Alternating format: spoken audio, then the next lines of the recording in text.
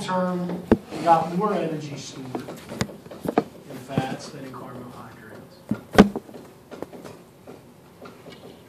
Okay, what other advantages do we have? Shock absorption.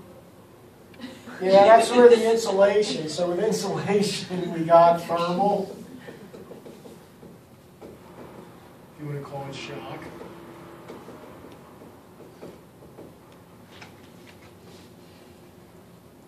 Like the breakdown of fats will increase free fatty acids, and then that can increase acetyl-CoA.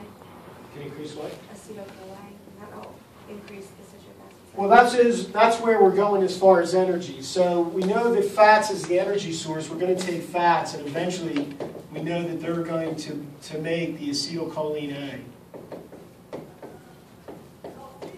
which is going to feed the citric acid cycle. All right, through beta oxidation. So, but we'll talk about that. We're just talking about general things, like, okay, so what's good about fats? Right, they taste good. What else? Are they also useful for making sure you have enough lipids for the cell membrane? True. We got alternative.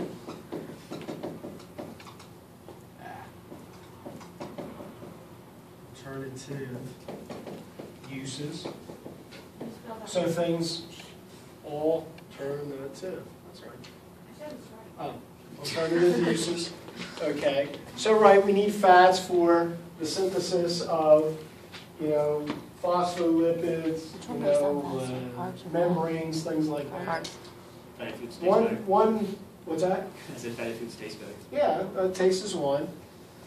One last thing though, versus either proteins or. What about like bile and breaking down things? Is that going to be an advantage or disadvantage? I think that's going to go to the disadvantage side, right? We'll talk about that in a moment, about why we need bile. Like the Because why do you need bile? Bile salts. Saponification. Yeah. Well, saponification makes soap, right? So that's when we take, right? When we're talking about these, we got glycerol, right? So now you have these long fatty acids. And so in saponification, what you do is you treat this with base, and you're basically doing a hydrolysis of this. Okay, that's saponification. But I would say that when we start talking about bile salts, that's going to come under a disadvantage that we'll talk about in a moment. But the last one I was looking at here as far as advantages is that fats, in addition to being high energy, are relatively inert. Okay? Once you start storing fats, there's really not a lot of chemical processes, unless they're intended chemical processes, that are going to decompose them. Is that a disadvantage? What's that? That's an advantage, right, in the body. In other words, it's very stable. Right? So we don't have to worry, because when you look at sugars and proteins, you have a lot of other processes that can compete for those sugars and proteins. Right? With fats, there really isn't, unless it's directed from intentional. Right? So we got the stability issue here. Because really, like I said, with the fats, the ones that we're most concerned about, the triacyl, glycerides, right? There's really not a lot we can do here. Right? You got long hydrocarbon chains typically. All right? You may have unsaturated fats or polyunsaturated fats where there's some chemistry that can go on. But typically you got one set of functional groups. You just got an ester group, right? Which could be hydrolyzed, maybe not. All right. So the disadvantages. So why do we need bile salts? First of all, where are bile salts even coming from? Gallbladder. All right. So they're coming from your gallbladder. So why do we need them? Breakdown and digestion. To break down fat globules to droplets in digestion. Exactly. All right. So we need it for emulsification. So now my next question: why do we need emulsification? So we can make it pass the body? Well, you will pass fat. If you eat a stick of butter, it will pass. Don't you want to make it more miscible? Right. Okay, so now we're going through all the lines, so we're miscible. So again, why do we want it miscible? So you can actually absorb it. Right, exactly, because that's the ultimate thing, is somehow, right, this has got to get absorbed. right? We got to get into our body. It is a great source. We got all these advantages, but we got to get it into the system. We got to get it right as a player. All right. So, my next question: where's it absorbed? In the lymph. Everywhere. The lymph. It's in the lymph. What part of the digestive system are fats usually absorbed for? What organ? The lumen and small intestine. Small intestine. All right. That's where most of the action is going to take place, right? Really? Yeah. What's Is that your question? Whether it goes on in the small intestine? No, that's why I knew. Oh, Because I had okay. to write a paper on it last night. Oh, okay. So, yeah. So anyway, so most of this is going on in the small intestine. So you think about it, right? You're eating a fat. All right. So the first thing, it's going through your mouth. It's going through your stomach. They're extremely aqueous environments. So you know, fats, right, are fairly nonpolar, right? They're hydrophobic. All right. So at some point, we have to break them down and emulsify into these small micelles, so then we can start working with them. And so that's the whole idea of the bile salts, right? So the bile salts are emulsifying agents, and what are bile salts basically made out of? They're derivative of, yes, they are bile, but chemically, where are they related to? What molecule that we've seen before? We talked about it in the fats and lipids, cholesterol. All right? So bile salts are derivatives of cholesterol, and if you kind of remember what cholesterol looks like, right? So the main part here, or I should say the important part, all right, we got methyl groups, I think there. And then we got this guy, he's up there. I know there's another methyl group somewhere, but the whole idea is, all right, I got this gigantic, right, hydrophobic section, and I got a small polar section. All right, but it still acts like a detergent, right? This part is hydrophilic, the rest of it is hydrophobic. Is that? All right. So a bile salt, I'm sorry, Is that this is cholesterol. Okay. So what I'm going to do now is transform this. Okay, sorry. Is the ring, is the one ring only hydrophilic? No, this whole section, right, is hydrophobic. Just this little section here is hydrophilic. Okay. Okay, right there. All right. So what we're going to do is convert this into a quaternary ammonium salt, depending on what the bile salt is. And so it will have a charge associated with which will give it more hydrophilic character and be a better emulsifying agent. So therefore, so now we start emulsifying it, we get it to the small intestines. What has to happen next? Has to be absorbed by the cells. Right, so now, right, we have to get it from the small intestine to where? The lymph. Where's it go next? Doesn't go directly into your lymph system. Bloodstream. What's that? Bloodstream. Yeah. Right, we got to get it to the bloodstream. And then at that point, we're going to determine where it goes. Right? So once it's in the bloodstream, I can target it. It can either go to fat cells. Right? I can send it to the muscle directly. I can send it to the liver. For my three main destinations. Right? For the fat, once it goes into it. So what then are the real disadvantages before we go on to the fate of what happens with the fat? It's going to be insoluble in the aqueous environment, so we got solubility issues, right? And especially now, if I'm going to put it in the bloodstream, which is mostly aqueous, what am I going to need then? Transporter. Right, I'm going to need transporter, right. So I'm going to need some kind of carrier or transporter.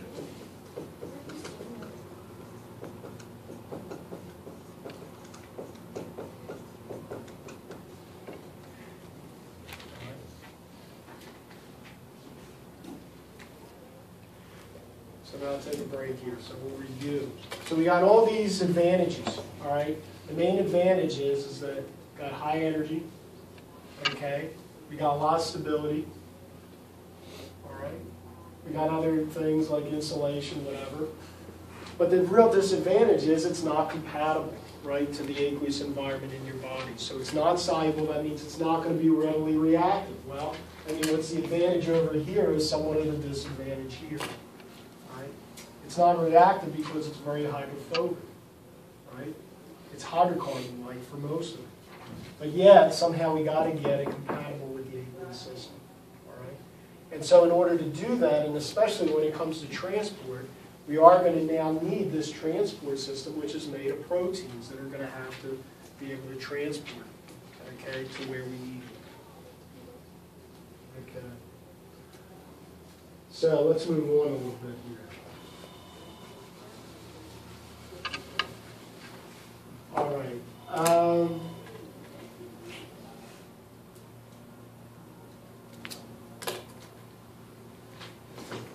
What I want to do next here.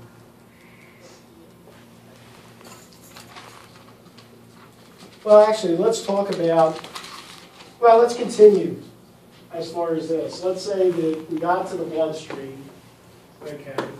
So what has to happen between going from the small intestine to the bloodstream? Can the fats just absorb directly? Yeah, they're too big. What's that? They're too big. They're too big, so what has to happen? I thought they went through the lip. No. What we're going to have to do, and actually what's the, what you're going to see is that we have to go through a series of breaking down and then reassembling, okay? Because when we have especially the triglycerides here, all right,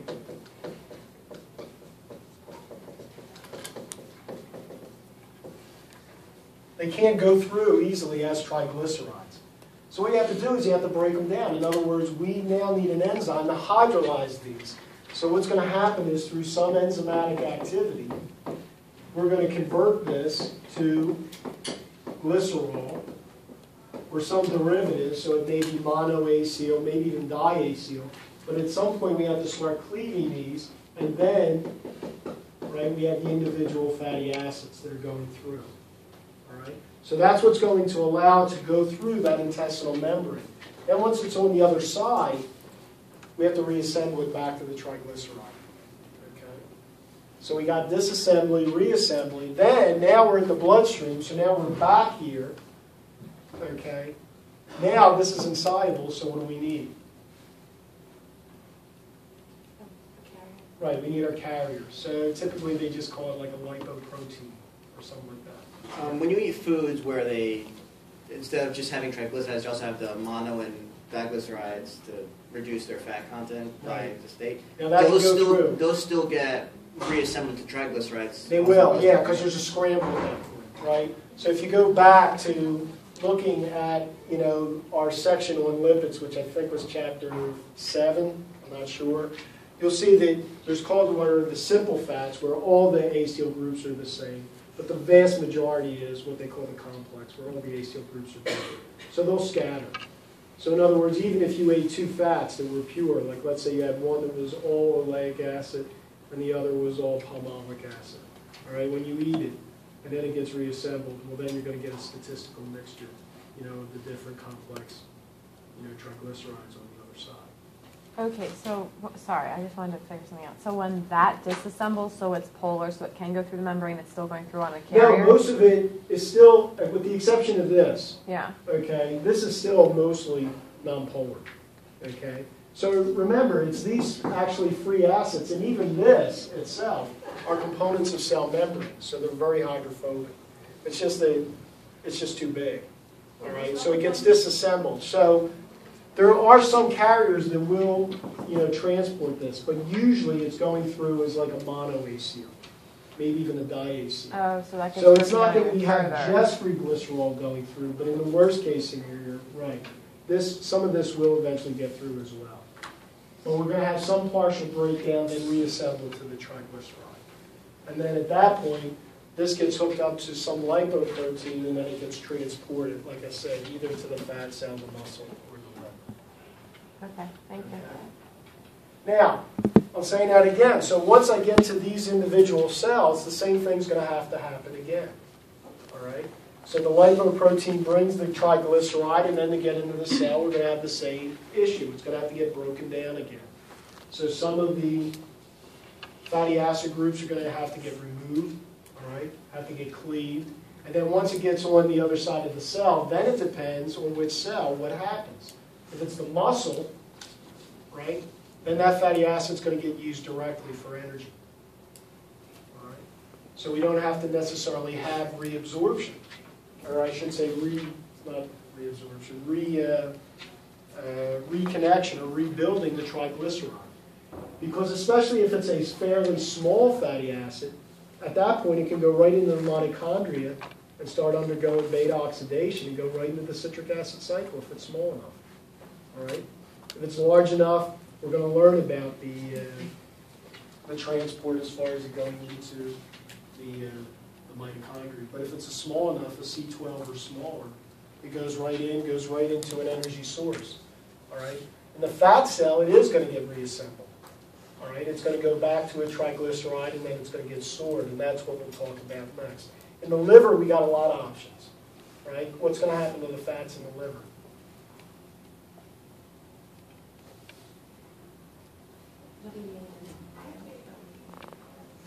It won't be made in the bile.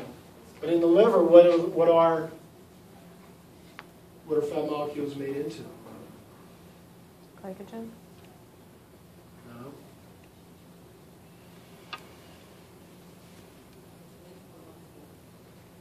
Well, we'll talk about that later. We're going to make ketone bodies in the liver. Okay. What are some other things that might happen in the liver with the fats?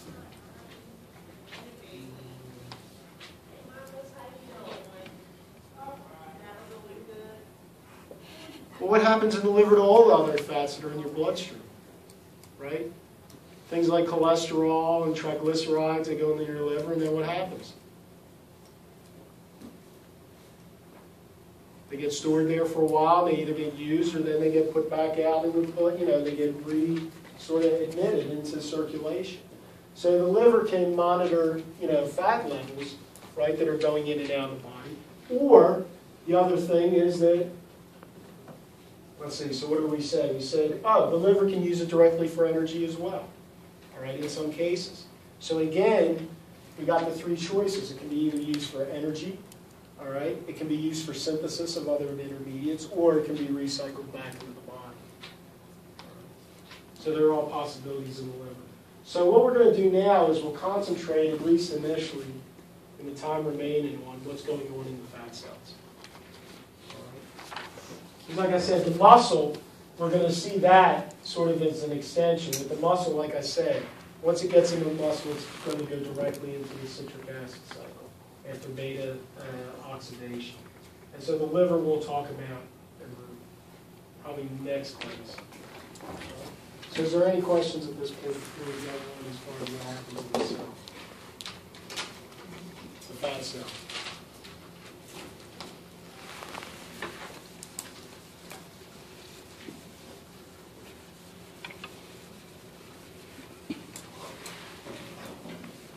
Well, so again, let's test the knowledge. What's going on in the fat cell? How's it stored?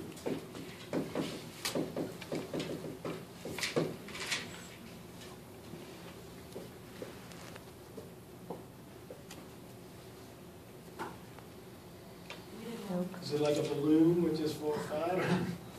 Oh wait, don't you have don't you have cells, and the more fat you have, like as a child you get more of them, but as an adult they get bigger? Yeah, you only have a certain number of fat cells in the body, so yeah. As you eat more and more fat, the cells you have are going to expand, like a balloon. But it's not just a balloon, right? It's a regular cell, so it has a lot of other functions associated with it. It's not like it's, like I said, it's just a baggie where you're just putting fat in. All right? So, how is it stored in the cell? Well, you never had this in any? No. All right, another question. Never. Okay. That's right. The other question, what other teachers? Are we going to be differentiating between brown and white fat? No. We're not. So, well, there is a significant difference. I mean, well, maybe I will. Maybe I'll come up with a test that has to do with brown versus. But, so anyway, so we know that fat is stored in the cell. And so there are certain, sort of globules or areas where it's stored. But it's stored as triglycerides typically.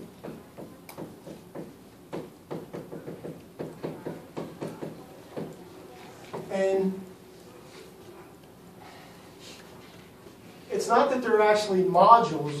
They're sort of just fat bodies, I guess, is the best, sort of fat, we'll call it hydrophobic bodies.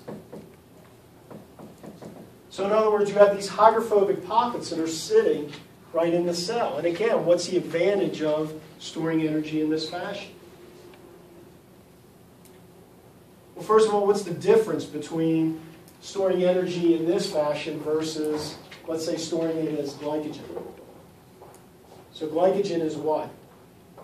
Chain. It's a polymer, right? It's a long polymer of sugar. Why do we need to do that? So you can get the branches and Osmotic pressure, right. Because we know that we can't store the individual sugar molecules because that would drive up, right, the deficiency of water inside the cell. The cell would want to take on water, cell would expand, cell would burst. All right, no good. All right. So what we do is to reduce the concentration of sugar that's being stored in the cell, we make it into a polymer because solubility, right, is just dependent on the number of particles that are in the cell. Now, it's not just the number of particles, it's the number of soluble particles in the cell. So remember now we're storing the fat as lots of these large molecules, right? At most we got 3 fatty acids per glycerol, right? So we have billions of these in the cell. Why isn't there a problem with osmotic pressure? Because water is hydrophobic. Right, it's hydrophobic, it's not soluble, all right? So therefore we have no hydrophobic issues at this point. We can put as many of the fat molecules in there as we want. We don't have to worry about the cell lysine. All right. So, but they are going to congregate together. So all these, fats are going to form these pockets within the cell.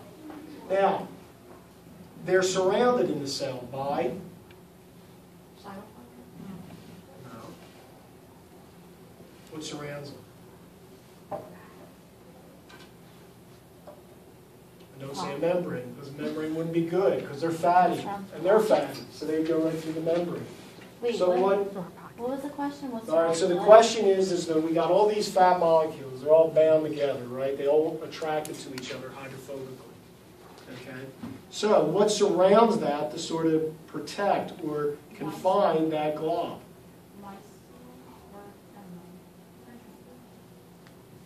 Something that's hydrophilic, what is it that's hydrophilic? It's the equivalent of a hydrophilic membrane made out of what? Well, you know that most cell membranes are hydrophobic, made out of fat. So if I want to contain fats, I need a membrane that is hydrophilic. So what am I going to use? I got 2 choices, right? If it's not a fat, what are my other 2? Carbohydrates or proteins. So in this case, it's going to be a protein membrane. So what we're going to do, and it's not really a true membrane in the sense that we have this continuous, but what we have are called these perilipins, okay, which are these proteins that surround, right, the fat globules, right? In fact, I think I might have put it in one of the areas. No, I didn't. Oh yeah, it is. Okay. So figure 17.3. Okay, we're going to go through that as how we actually start to free the fat. So if you look sort of to the left, you see this perilipin, designation. So the perilipin is a protein, and there's lots of these individual proteins that, again, they're binding to each other. All right, and they're surrounding all the fats that are in the cell, these triglycerides. All right. So now, let's say we want to use these fats. So again, what are the 2 hormones that we know that are going to start indicating or signaling the use of fats? Insulin. No, not insulin. Insulin has to do with sugar levels. Insulin, I guess, could in theory, but that's not really a direct one. It's going to be usually what? No, just weird because I learned all this stuff in 472. Oh, okay. Well, but typically, what signals the use of fat? Insulin is more of a signal as far as sugar levels. But as far as what's really going to indicate use of fat?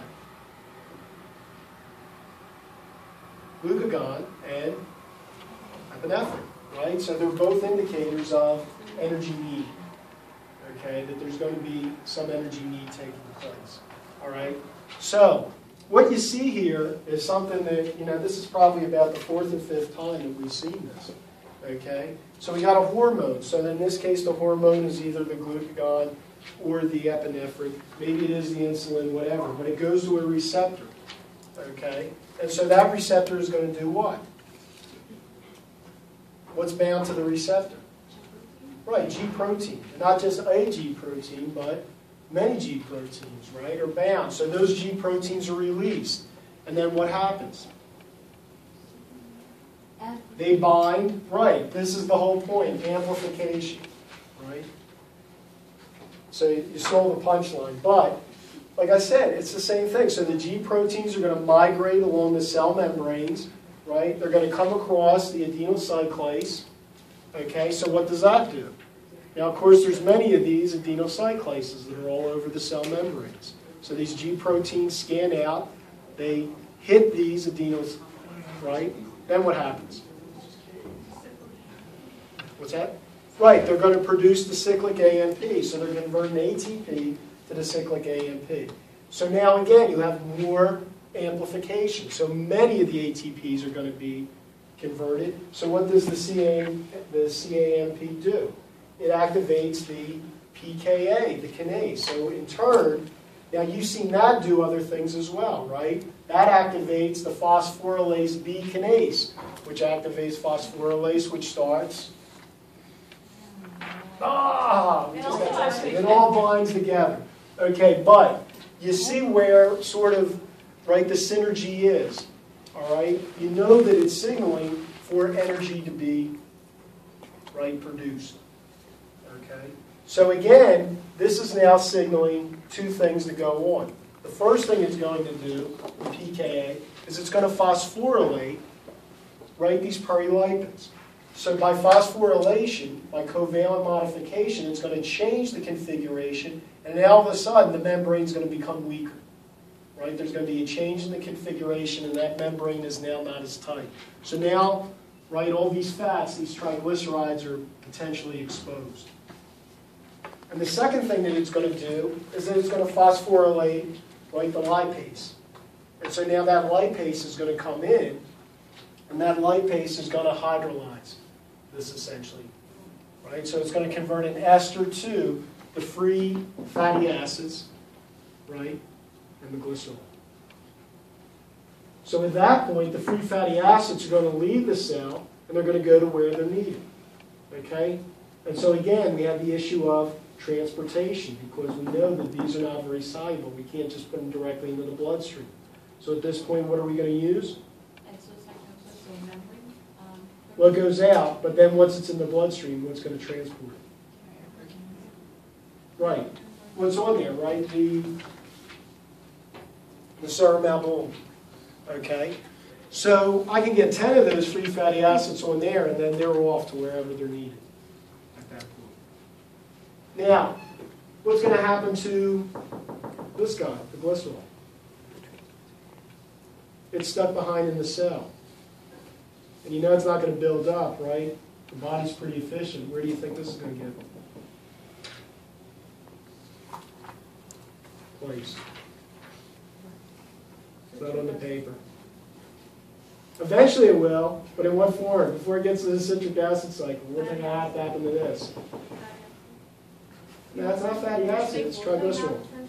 The fatty acids are going to the citric acid cycle eventually. So we're going to talk about that. They're going to get beta oxidized. Well, what's going to happen to the triglycerol? All right, so the hint here is there's 3 carbons. Eventually, which amino acid is going to make? What's another critical C3? Pyruvate. Right, pyruvate. So how's this going to get converted to pyruvate? Oxidation. Yeah, and phosphorylation. So in other words, what's going to happen eventually to this guy is it's going to see some ATP. It gets phosphorylated.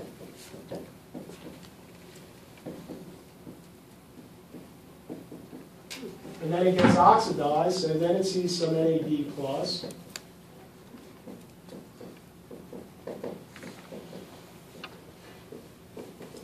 And so now I got my dihydroxyphosphoacetone, which you know is part of the process for glycolysis, right? That's one of the intermediates. So that's how that's going to get used. That gets converted to glycerol. Exactly. Right. So that'll get isomerized to the phosphoglyceraldehyde, and then that'll go through, right, the glycolysis process. So the body's going to use everything. So like I said, this is going to stay behind. It'll work its way into the pyruvate, and then probably at that point, since you're energy deficient, it's probably going to work its way into the, citric acid cycle. All right. And then, like I said, then this free fatty acid, that's what we're going to see next, how it winds up in the citric acid cycle. All right. How we do? We got plenty of time. Okay. So any questions so far? Do all the fats give essentially the same energy use regardless of their form, like trans fats versus non-trans fats? They're going to be less because, well, first of all, it's going to depend on how many carbons are there. So your energy is going to be in relation to how big the fat is.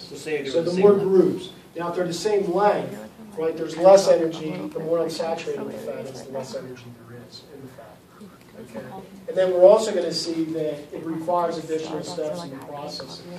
So if you have an unsaturated fat, what we're going to see in a moment is that the key intermediate is a trans fatty acid that we need in order for it to go eventually to the acetylcholine A.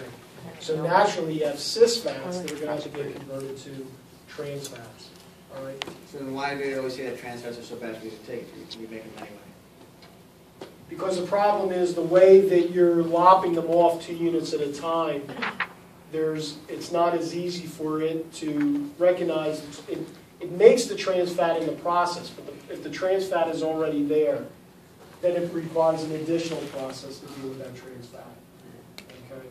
And then the other part, potential issue is that if you have polyunsaturated fat, so if there's multiple sites of unsaturation, that's another additional step, right, that we're going to have to do, but we'll learn about that.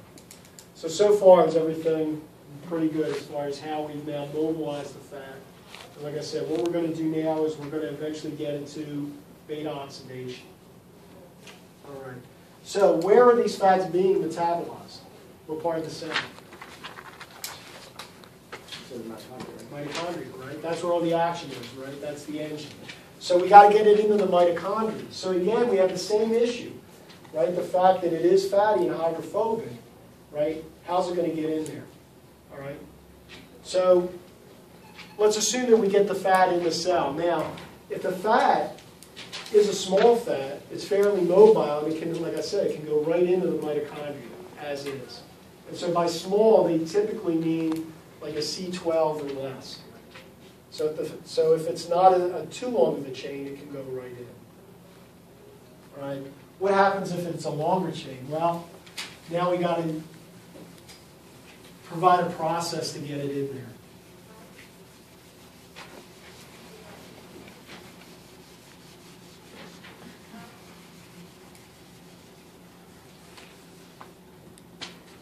All right. Let's see where we are here.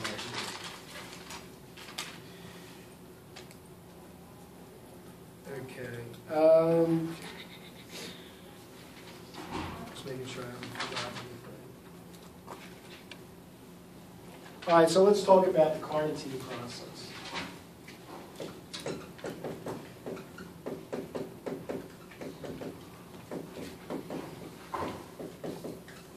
Actually, I think I gave you a handout for that too, didn't I? Did not. Oh, I did. Okay. So, figure 17.6. Okay. So that's what we're going to talk about next. So we got this free fatty acid, and what we have to do now is we have to get it into the mitochondria. All right? So, first thing we have to do is we have this acid. Like I said, we have to transport it in the cell. So the way that that's going to happen is we're going to convert it to a coenzyme A